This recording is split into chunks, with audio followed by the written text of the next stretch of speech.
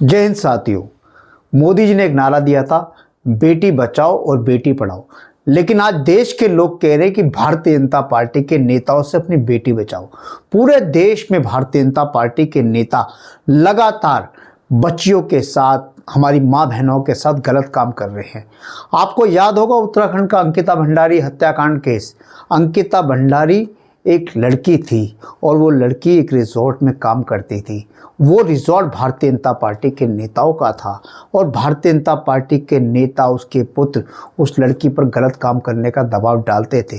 उस लड़की को बहुत परेशान किया गया, बहुत मानसिक यातनाएं दी गई, उसका यौन शोषण किया गया, उससे ज़बरदस्ती की गई।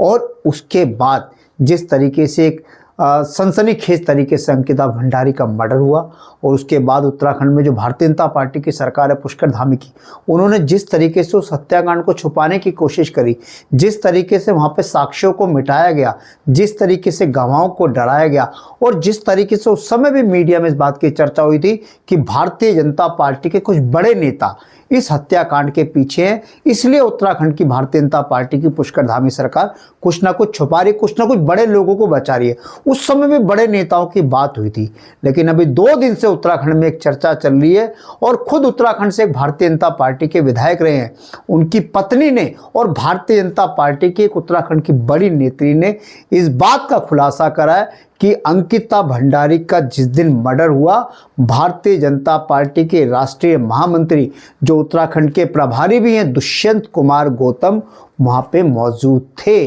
और अंकिता भंडारी के यौन शोषण में दुष्यंत गौतम की बड़ी भूमिका है। दुष्यंत गौतम भी उन गुनाहगारों में से एक थे और दुष्यंत गौतम को बचाने के लिए भारतीय जनता पार्टी की उत्तराखंड की सरकार ने पूरे केस को खराब करने की कोशिश की गई।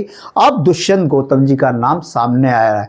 हमारी डिमांड है नरेंद्र मोदी जी से कि आप तो सुचिस्ता की बात करते हो, आप तो न्याय की बात करते हो, तो आपकी पार्टी में जो अंकिता भंडारी का जो गुनाहगार है दुष्यंत कुमार गौतम, जो आपकी पार्टी का राष्ट्रीय महामंत्री है, सबसे पहले उसको पार्टी के पद से हटाओ, पार्टी से निकालो और एक सुप्रीम कोर्ट के सिटिंग जज की अध्यक्षता में एक इंक्वायरी कमीशन सेटअप हो, टाइम बाउंड इंक्वायरी हो। देश के लोगों को, उत्तराखंड के लोगों को पता चलना चाहिए कि दुष्यंत गौतम की अंकिता भंडारी हत्याकांड में क्या भूमिका थी।